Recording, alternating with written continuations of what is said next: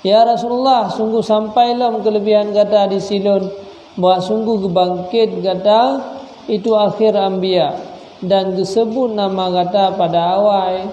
Memang lahir Rasulullah wate kalih para nabi-nabi yang lain. Nabi Muhammad penutup daripada segala nabi. Tapi nama nabi muncul sebelum lahir. Sebelum na anbiya kana na nabiyan ba'arasyan kamu tulisyan la ilaha illallah Muhammadur Rasulullah.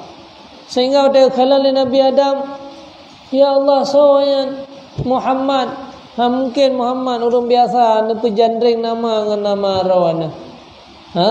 Yang pegah yan. Ne pegah sehingga na cucu kata hai Adam yang lahir baki sehingga anbiya nan gonyan Muhammad. Laulaka ya Muhammad ma khuliqal aflah. Yang seandainya jika gara-gara Muhammad hana gak cipta lain. Tak gara-gara Nabi Muhammad. Yang diciptakan alam itu Nabi Muhammad. Yang ban kemuliaan yang bila Allah. Man selawat terbega dayang. Han datim. Muronyo duh tamakalan. Dia tayak berat, tanya tak baca Quran, tanya ibadat ura-ura malam, yang gara-gara Nabi Muhammad.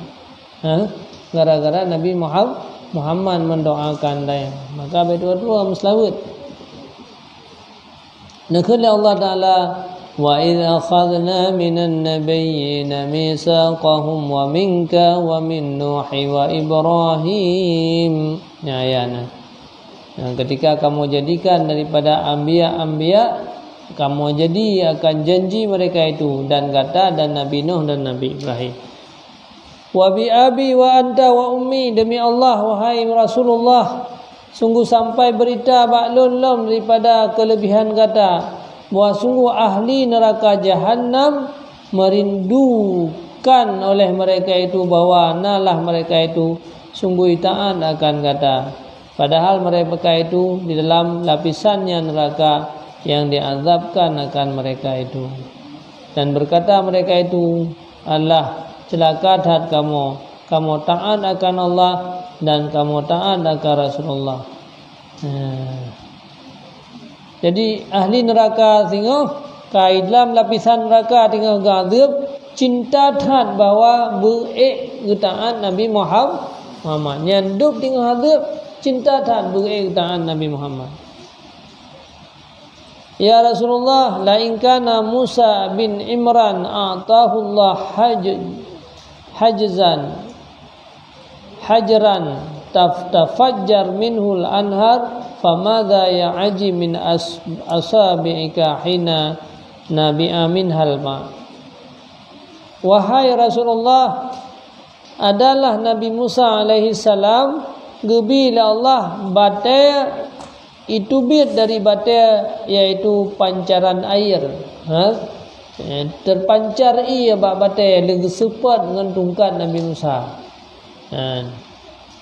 Kibanlah kata lebih berat lam keajaiban gebila Allah itu bit dalam celah-celah jarau Nabi Muhammad. Ni Nabi Musa batai yang lagi sempat dengan tungkat itu bit dalam padang tish awal. Nabi Musa pernah muwil dalam padang teh 40 hurau. Hana sapo kabeh gerah mandum pengikut Nabi Musa. Yang ni fam fajarat husnata asyara aina. Yang sepat batayan ngentungkan Nabi Musa ipupa 12 buah mata ipupa. Yang dia anjib masing-masing masyrabahum. Nabi Muhammad hana mengandungkan lam celah-celahnya jarau itu biar mata ia yang je ke gejib di uru-uru yang gerah katanya.